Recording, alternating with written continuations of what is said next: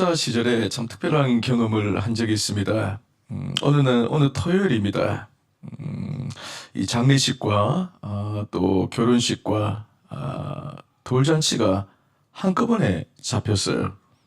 그래서 이른 새벽에 발인 예배 인도를 하고 또 돌아와서는 또 결혼식 주례를 했습니다.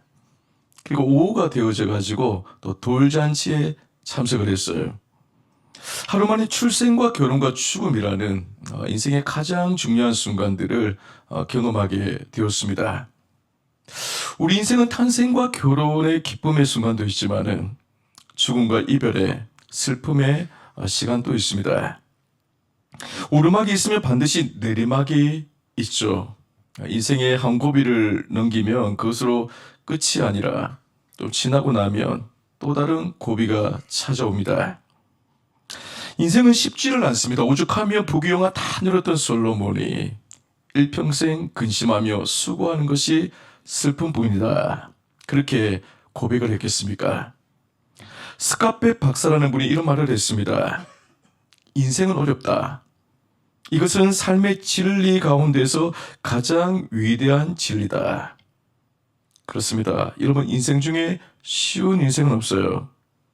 인생은요, 살아가는 것 자체가 힘든 것입니다. 오늘 우리 현실도 마찬가지입니다. 어떤 분은 경제적인 어려움을 겪어요. 어떤 분은 건강의 문제를 안고 있습니다. 어떤 분들을 보면 자녀와의 문제, 자녀 어떤 문제, 또 사람들과의 관계로 힘겨워하기도 합니다. 누구에게나 공고한 날은 다 있어요. 저는 오늘 이 시간에 우리가 마주하고 있는 공고한 날에 대해서 한 세 가지를 살펴보기를 원합니다. 먼저 공고한 날 가져야 할 믿음에 관한 것입니다. 13절 보시면 하나님께서 행하시는 일을 보라. 하나님께서 굳게 하신 것을 누가 능히 곧게 하겠느냐. 공고한 날이 이를 때 우리는 인생의 주권자가 하나님이심을 믿는 믿음이 있어야 합니다. 우리 인생은 내가 좌지우지할 수 있는 것이 아니죠, 그죠? 내가 원하는 것이 있다고 해서 그 모든 것을 이룰 수 있는 게 아닙니다. 하나님이 인생을 굳게 만드시면요, 우리 힘과 능력으로 그것을 곧게 할 수가 없어요. 내 인생의 키를 쥐고 계시는 분은 하나님이십니다. 하나님이 어떻게 하시느냐에 따라서 인생이 달라집니다.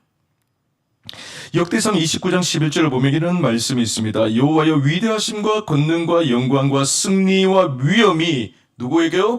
다 주께 속하였사오니 천지에 있는 것이 다 주의 것이로소이다. 여호와여 주권도 주께 속하였사오니 주는 높으사 만물의 머리심이리다. 이 세상에요, 하나님의 손길이 미치지 않는 영역은 없다는 거예요. 우리의 크고 작은 모든 일들 속에도 하나님의 섭리가 있는 것입니다. 에베소서 1장 11절을 보시면 모든 일을 그의 뜻의 결정대로 일하시는 이의 계획을 따라 우리가 예정을 입어 그 안에서 기업이 되었으니, 모든 일을 자기 뜻대로 하시는 분이 바로 하나님이세요. 하나님은 그렇게 하실 권한이 있으신 분입니다. 우리를 어떻게 다루시든지 간에 그것은 하나님의 뜻이에요. 하나님은 우리의 왕이 되십니다. 주권자가 되십니다. 욥기 9장 12절을 보면 이렇게 기록되어 있습니다. 하나님이 빼앗으시면 누가 막을 수 있으며 무엇을 하시나이까 하고 누가 물을 수 있으랴. 하나님이 거둬가시면 그걸 막을 수 있는 사람은 아무도 없다는 거예요. 하나님 왜 그렇게 하십니까? 따질 권리가 우리에게는 없어요. 예레미야 10장 23절 말씀입니다. 여호와여 내가 알거니와 사람의 길이 자신에게 있지 아니하니 걸음을 지도함이 걷는 자에게 있지 아니하니이다. 우리 인생의 걸음을 인도하시는 분은 하나님이시라는 거죠. 내가 내 인생을 주관하고 이끌어가는 것이 아니라 우리의 삶은 하나님께서 이끌어 가신다. 그러므로 지혜로운 자는요, 하나님의 주권을 인정하고 그분께 나의 모든 고난과 권리를 내어 맡기는 사람이에요. 하나님의 뜻대로 온전히 순종하며 사는 사람입니다. 우리가 잘 아는 욥을 보세요. 그는 동방의 부자요 의인이었습니다. 하나님께 인정받는 자였습니다. 그런데 한순간에 자신의 그 많던 재산을 잃어버리고 10명의 자녀를 잃어버리고 건강마저 잃어버립니다. 심지어 자신 곁에 있던 아내마저도 떠나버렸어요. 그때 그가 한 고백이 이것입니다. 욥기 1장 21절에 주시니도 여호와시요 거두시니도 여호와시오니 여호와의 이름이 찬송을 받으실지니다. 이것은 아무나 할 수 있는 고백이 아니죠. 욥은 대단한 사람입니다. 모든 것을 다 잃은 상황에서도 하나님의 주권을 인정하고 있어요. 원망하지 않았습니다. 불평하지 않았습니다. 하나님이 하신 그 일을 그대로 받아들이고 인정을 한. 지혜로운 자는요, 공고한 날에도 상황을 탓하지 않습니다. 사람을 원망하지 않습니다. 하나님의 주권을 인정을 해요. 우리에게 이러한 믿음이 있어야 합니다. 다음으로 우리를 향하신 하나님의 배려에 대해서 한번 살펴보겠습니다. 첫째로는 형통한 날과 공고한 날을 병행케 하신 거예요. 14절 전반부를 보시면 형통한 날에는 기뻐하고 공고한 날에는 되돌아보아라, 이 두 가지를 하나님이 병행하게 하사. 그래서 병행한다라는 말은 따라온다는 말이에요. 즉 형통한 날 이후에는 공고한 날이 따라와요. 공고한 날 이후에는 또 형통한 날이 따라오게 되어져 있어요. 우리 인생은 형통한 날만 계속되는 것도 아니고 반면에 공고한 날만 지속되는 것도 아닙니다. 하나님은 모든 자들에게 형통한 날과 공고한 날을 다 주셨어요. 사람이 살아가는데 둘 다 필요하기 때문입니다. 이 둘 중에 한 가지라도 없으면 우리가 인간다운 삶을 살 수가 없어요. 자연의 이치도 마찬가지입니다. 밤이 없고 낮만 계속되거나 낮은 없고 밤만 계속된다고 생각해 보세요. 그것은 불모지가 됩니다. 만일 태양은 없고 비만 쏟아지면요, 홍수가 나요. 반면에 비는 없고 날마다 태양만 내리쬐면 사막이 됩니다. 사람이 살 수 없는 곳이 되어버리죠. 우리 인생도 형통한 날만 있으면 안 되고 공고한 날도 필요한 거예요. 이 둘 다 있어야지 우리가 제대로 인생을 살아갈 수가 있습니다. 그래서 하나님은 우리 인생 가운데 형통한 날과 공고한 날을 함께 허락하셨습니다. 사람의 인생을 보면요, 누구에게나 빛과 어둠의 조화, 형통함과 공고함의 병행이 있음을 알 수가 있어요. 물질의 궁핍함이 있는 사람에게는 건강이 있어요. 건강이 없는 사람에게는 또 좋은 환경이 주어져 있습니다. 돈도 없고 건강이 없으면 잡초처럼 그것을 뛰어넘을 수 있는 강인한 정신력이 있어요. 어떤 사람은 육신의 건강은 있는데 정신적으로는 약해가지고 늘 불안해하고 삽니다. 늘 두려워요. 마음에 안식이 없어요. 어떤 사람은 좋은 음식을 마음껏 먹을 수 있는 환경이 주어져 잘 살아요. 그런데 식욕이 없네요. 밥맛이 없어요. 어떤 분은 지식은 많은데 감정이 완전히 메말라 있습니다. 이처럼 모든 인생에는 양지와 음지가 있습니다. 형통함과 공고함이 동시에 주어져 있어요. 하나님이 이 두 가지를 함께 주셔서 우리로 균형 있는 삶을 살게 하시고 하나님을 바라보고 의지하게 하셨습니다. 둘째로 우리를 향하신 하나님의 배려는 장래일을, 미래일을 알지 못하게 하셨다는 거예요. 14절을 보시면 사람이 그의 장래일을 능히 헤아려 알지 못하게 하셨느니라. 이런 미래는요, 우리에게 희망을 주기도 하지만은 불안함을 안겨다 주기도 해요. 양면적인 모습이 있습니다. 우리는 인생의 구름 뒤에 무엇이 숨겨져 있는지 모릅니다. 인생의 한 모퉁이를 돌아서면요, 원수를 만날지 친구를 만날지 알 수가 없어요. 우리가 인생을 살다 보면 내일 일을 알고 싶은 순간이 있습니다. 뭔가 일이 잘 풀려지지 않고 답답해질 때 하나님이 그냥 속 시원하게 미래를 확 보여주면 좋겠다. 그럴 때가 있죠, 그죠? 예. 하지만 장래일을 아는 것을 하나님이 허락하지 아니하셨어요. 우리가 내일을 알지 못한다는 것은 하나님이 미래를 우리 손에 맡기지 않으셨음을 뜻하는 겁니다. 미래는 누구의 것? 하나님의 것이에요. 하나님의 영역입니다. 이것이 우리에게 감사의 조건이요 큰 축복입니다. 모르는 게 축복이에요. 모르는 게. 알려주시는 게 복이 아니고 모르는 게 복이에요.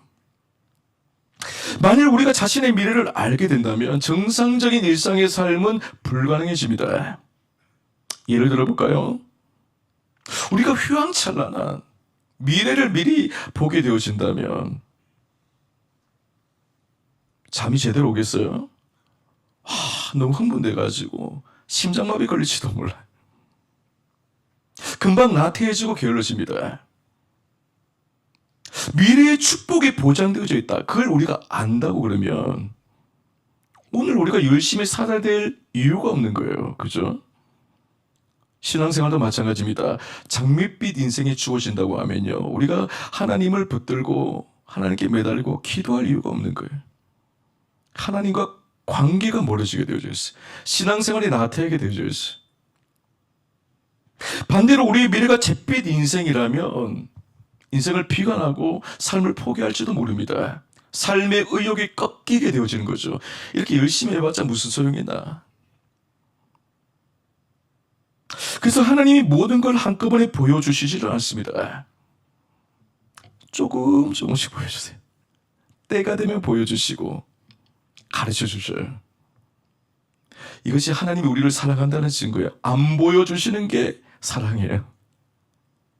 우리는 내일 일을 모릅니다. 그렇다고 걱정하고 염려할 필요가 없어요. 모든 미래를 누가 책임져요? 하나님이 책임져 주시기 때문에 걱정할 이유가 없는 것입니다. 여러분, 이 믿음을 가지시기를 축복합니다. 마지막으로 공고한 날 가져야 될 지혜에 관한 거예요. 자, 먼저는 공고한 날에 생각을 하셔야 돼요. 자, 14절 전반부를 보시면 형통한 날에는 기뻐하고 공고한 날에는 되돌아보아라. 이게 되돌아본다는 것은 생각하라는 것입니다. 아무거나 생각하는 것이 아니고 믿음을 바탕으로 한 생각이에요. 우리 인생의 어려움과 역경이 찾아올 때 무엇보다 중요한 것은 생각하는 것입니다. 어떤 생각을 하느냐가 우리 삶의 태도를 결정을 해요.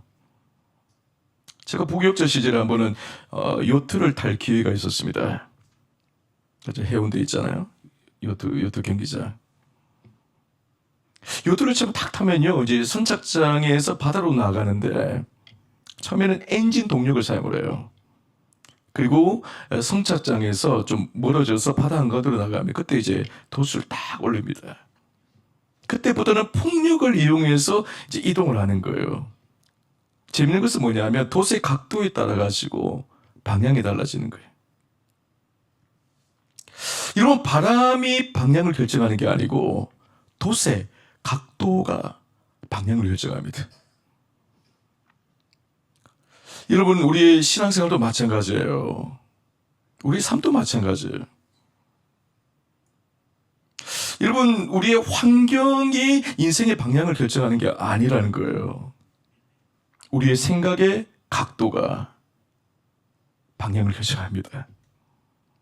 그래서 똑같은 어려움, 똑같은 역경을 겪는데도 이러면 어떤 분들은 좌측으로 가는 반면에 어떤 분은 우측으로 가요.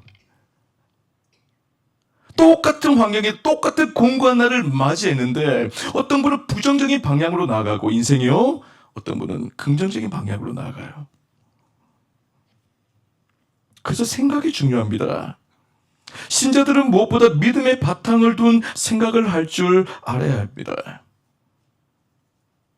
그렇다면 공고한 날에 우리가 어떠한 생각을 해야 되는지 5가지를 말씀드리겠습니다. 첫째는 나만이 당하는 일이 아니람을 생각하셔야 돼요.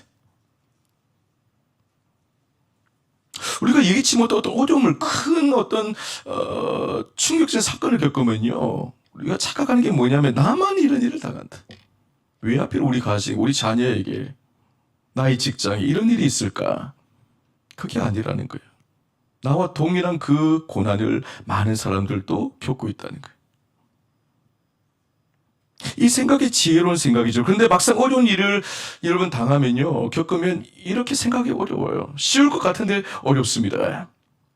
자, 두 번째로는 우연한 일이 아니다라고 생각하는, 우연한 일이 아니다. 다시 말하면 하나님이 어떤 목적을 두고 나에게 허락하신 일이라는 것을 믿는 거예요. 성도가 겪는 모든 일에는 우연이 없습니다. 나의 인생은 하나님 것이기에 그 어떤 일들도 사건도 우연으로 치부할 수 없다는 거예요. 모든 게 하나님의 손 안에 있습니다. 분명한 하나님의 뜻이 그 안에 담겨져 있습니다. 이런 생각을 할 수 있어야 돼요. 세 번째로는 나쁜 것이 아니다라는 생각입니다. 우리가 잘 아는 말씀이죠. 로마서 8장 28절에 우리가 알거니와 하나님을 사랑하는 자 곧 그의 뜻대로 부르심을 입은 자들에게는 모든 것이 합력하여 선을 이루느니라. 내가 당하는 고통과 역경이 어떤 종류이든지 그것은 나쁜 게 아니에요. 내가 예수 믿고 하나님의 사랑을 받는 자녀가 되었다면 내가 당하는 모든 일들은 하나님께서 우리에게 유익해 하신다는 거예요. 이 믿음을 가지셔야 돼요. 네 번째로는 늘 이렇지는 않을 것이다 라는 생각입니다. 저는 종종 어렵고 힘든 일을 만날 때 이런 생각을 해요. 예전에 한 번은 이제 담임지를 아직 구하지 못하고 이제 안식월에 들어갔는데 마음이 너무 힘들더라고요. 그때 이런 생각이 너무나 저에게 도움이 되었어요. 1년 뒤면 내가 어떤 모습이 있을까? 분명히 상황은 달라져 있을 거야. 하나님의 선한 인도하심을 통하여서 하나님이 예비하신 곳에서 목양을 하고 있겠지. 사실 아무리 힘들고 어려운 일들도요, 1년이 지나면 대부분이 별게 아닌 것처럼 느껴져요. 돌아보면요, 근데 그것 때문에 왜 그래 고민했었지, 염려했었지, 힘들어했지. 우리 인생은 끝없는 고난의 연속이 아닙니다. 지금 공부한 나를 경험하고 있다면 확신해야 될 것은 하나님이 형통한 날을 주신다는 거예요. 그 날은 오게 되어져 있다. 그러므로 지금 내가 고난의 한복판에 서 있다 할지라도 하나님이 내 삶에 서광을 비추어주는 날이 온다는 사실을 믿음으로 확신할 수 있기를 축복합니다. 그러면 어떤 문제라도 감당할 수가 있어요. 마지막 다섯 번째로 혼자 당하는 것이 아니다라는 생각입니다. 우리가 어려움을 당할 때 여러분 결코 혼자가 아니에요. 나와 함께 하시는 분이 계십니다. 바로 하나님이세요. 히브리서 2장 18절을 보면 그가 시험을 받아 고난을 당하셨은즉 시험 받는 자들을 능히 도우실 수 있느니라. 주님이 시험 받는 자를 도우신다고 했어요. 히브리서 4장 15절을 보면 우리에게 있는 대제사장은 우리의 연약함을 동정하지 못하실 리가 아니요 모든 일에 우리와 똑같이 시험을 받으시니로되 죄는 없으시니라. 주님은 우리의 연약함을 아시고 동정하시는 분이십니다. 공고한 일을 겪을 때마다 기억해야 될 것이 있습니다. 우리가 여러분 인생의 궁지에 내몰릴 때 생각하는 게 뭐냐면 나 혼자 이 무리 이거 감당할 수 없어. 나 너무 외로워 힘들어. 죽고 싶어 라는 생각이 들잖아요. 근데 결코 혼자가 아니라는 거예요.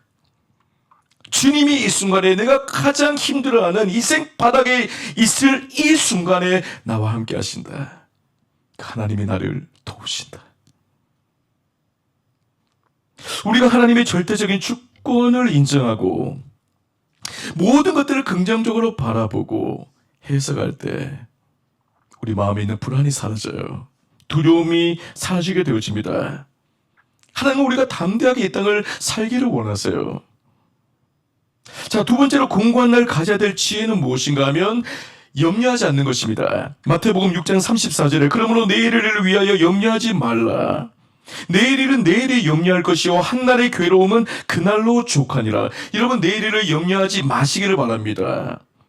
미래에 어떤 일이 일어날지도 모르는데 그것을 앞당겨서 내일 염려할 것을 미리 오늘 당겨서 염려하지 말라는 거예요.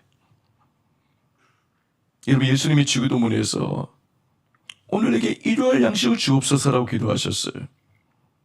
내일의 양식을 위하여 모레의 양식을 위하여 구하지 않았다는 겁니다. 날마다 하루하루의 일요일 양식을 구하셨어요. 이 말이 뭐냐? 내일을 미리 걱정하지 않으셨다는 겁니다. 윌리엄 오슬러라는 사람이 있습니다. 그는 의과대학에 들어간 이후에 늘 긴장과 불안 속에 살아갔어요. 기말고사, 또 졸업 후의 진로, 병원 개혁 등의 문제로 걱정과 근심이 많았습니다.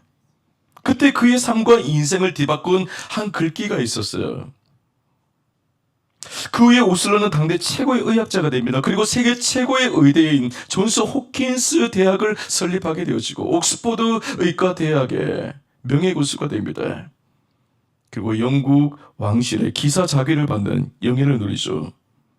그의 인생을 뒤바꾼 글은 토마스 칼라일이 한 말입니다. 들어보십시오. 희미하고 불확실한 일을 걱정하기보다 눈앞에 확실한 일에 집중하라. 희미하게 보이는, 잘 알지 못하는 내일의 일을 끄집어내가지고 거기에 매여가지고 걱정하지 말고 가장 확실한 오늘의 일에 대해서 집중하고 최선을 다하라는 말이에요. 그 말 한마디가 그 인생을 완전히 바꾸어 놓았습니다. 성령과 일맥상통한 이야기죠. 여러분, 내일을 염려하지 마시기를 바랍니다. 하나님이 주신 오늘 하루에 집중을 하시고 최선을 다하는 삶을 살아가십시오. 마지막으로 공관을 가져야 될 지혜는 무엇입니까? 기도하는 거예요. 히브리서 4장 16절을 보시면 그러므로 우리는 긍휼하심을 받고 때를 따라 돕는 은혜를 얻기 위하여 은혜의 보좌 앞에 담대히 나아갈 것이니라. 우리에게는 때를 따라 돕는 은혜가 필요합니다. 어려운 일을 만나 한숨 쉬고 탄식할 때, 고통을 당할 때 주님의 도우심이 필요하죠. 우리가 주님의 도우심을 받는 길은 딴 거 없어요. 엎드리는 것밖에 없습니다. 기도하셔야 돼요. 도움을 구하셔야 돼요. 비가 올 때는 건물 안으로 피하는 게 지혜죠. 그죠? 마찬가지로 여러분, 공고한 날이 임하면 어디로 가야 돼요? 기도의 그늘 아래로 피하셔야 돼요. 우리는 공고한 날을 기도의 날로 삼으셔야 됩니다. 여러분, 오늘 또 어려운 역경을 만나 고통당하고 계시는 분들이 계실 거예요. 내일에 대한 불안과 두려움 속에서 잠 못 이루시는 분들도 계실 겁니다. 기도하시기를 바랍니다. 여러분, 지금 힘들고 어렵지만 기도할 때 하나님께서 잃어버린 모든 것을 다시금 회복시켜 주시고 채워주실 거예요. 하나님은 공고한 날을 그냥 주시는 법이 없습니다. 여러분, 그 공고한 날 안에 보물을 숨겨두셨어요. 우리가 기도할 때 그 보물을 발견하게 되고 그것을 누릴 수 있게 되어지는 것입니다. 세상에서 가장 불쌍한 사람은요, 공고한 날을 기도하지 않는 사람이에요. 다 어떤 문제에 매여가지고 한숨만 쉬고 탄식하고 불평하고 원망하는 사람, 절망하는 사람. 여러분, 우리에게 왜 공고한 날을 주셨어요? 기도하라고 주셨어요. 인생은 너의 힘으로 사는 것 아니야. 내게 도움을 구해. 기도의 자리로 나와. 내가 도와줄게. 하나님은 형통한 날로 인해서 기도하지 않는 사람 되기보다는 힘들지만, 내가 원하지 않지만은 그 공고한 날을 통해서 기도하는 사람이 되기를 하나님이 원하고 계셔요. 고의 아버지로 불리는 조지 밀러를 우리는 잘 알고 있습니다. 그는 평생 10,000명이 넘는 고아들을 보살폈어요. 놀라운 것은 그가 시설 운영 자금을 보태달라고 누구에게도 손을 내밀지 않았다는 사실이에요. 도움을 요청하지 않았어요. 대신에 오직 기도에 집중하면서 하나님이 모든 것을 공급해 주실 것을 믿었습니다. 여러분, 이 조지 밀러의 자서전을 읽어보면요, 굉장히 신선한 충격적인 내용이 기록되어 있어요. 우리는 이 조지 밀러가 고아원을 설립한 목적이 뭘까? 당연히 고아들이 불쌍해서 그렇겠지라고 생각하는데 그게 아니었다는 거예요. 그의 일기를 보면 이런 내용이 있습니다. 내가 고아원을 세운 목적은 사람의 도움을 구하지 않고 오직 기도와 믿음으로 하나님의 공급하심을 경험함으로써 살아계신 하나님을 세상에 증거하고 성도들의 믿음을 굳게 세우기 위해서이다. 고아들이 불쌍해가지고 고아원 설립한 게 아니라는 거예요. 아무것도 없는 상황에서 오직 하나님의 도우심을 구함으로 하나님의 공급하심을 통하여 세상 가운데 하나님의 살아계심, 하나님의 영광을 드러내는 게 목적이다라고 했어요. 뮬러가 고아원을 시작할 때 그에게 가진 것은 아무것도 없었습니다. 하루하루가요 얼마나 절박했겠어요. 그런데 그는 사람에게 매달리는 것이 아니라 모든 공급의 근원이 되시는 하나님 앞에 나와서 엎드려서 기도하고 매달렸어요. 고아들의 모든 필요를 채워달라고 기도했습니다. 그는 그 일을 통해 하나님의 위대하심과 하나님의 영광이 나타나기를 원하셨어요. 그 결과 1만 명의 고아들을 먹여 살리는 기막힌 경험을 하게 됩니다. 여러분, 공고한 날에 우리가 해야 될 것은 기도예요. 기도하면 하나님이 도우십니다. 지금도 하나님은 우리를 돕기 위하여서 기다리고 계셔요. 오늘 예배에 나오신 분들 중에 공고한 날을 보내신 분들이 계실 겁니까? 불안함과 염려로 가득한 분이 계십니까? 여러분, 기도하시기를 바랍니다. 이것이 우리가 할 수 있는 유일한 길이에요. 사람을 붙잡는다고 여러분 해결되는 것 아닙니다. 환경을 탓한다고 바뀌는 게 아닙니다. 오직 하나님께 나아가 기도할 때 길이 열려요. 해결됩니다, 문제가. 그러므로 오늘 이 자리에 다시 무릎을 꿇으시기를 바랍니다. 하나님께 부르짖으시기를 바랍니다. 기도하는 자를 결코 외면하지 아니하시는 하나님이 응답하시고 우리의 공고한 날을 은혜의 날로 바꾸어 주실 것입니다. 말씀을 정리합니다. 여러분, 공고한 날 우리가 가져야 될 믿음은 하나님의 주권을 인정하는 믿음이에요. 하나님이 공고한 날 우리에게 배려해 주신 것은 형통한 날과 공고한 날을 병행하게 하셨다는 것, 그리고 미래를 알지 못하게 하셨다는 것. 마지막으로 공고한 날에 가져야 될 지혜는 세 가지입니다. 첫째는 믿음에 근거한 생각을 하는 거예요. 두 번째는 염려하지 않는 것입니다. 마지막 세 번째는 기도의 자리로 나가시는 것. 이런 삶을 살아갈 때 우리 인생은 새로워질 거예요. 시편 기자의 고백처럼 저녁에는 울음이 있을지라도 아침이 되면 기쁨이 찾아올 줄 믿습니다. 우리 모두가 하나님의 주권을 인정하고 그분께 모든 것들을 내어 맡기는 지혜자로 살아가는 은혜가 있기를 주의 이름으로 간절히 축복합니다.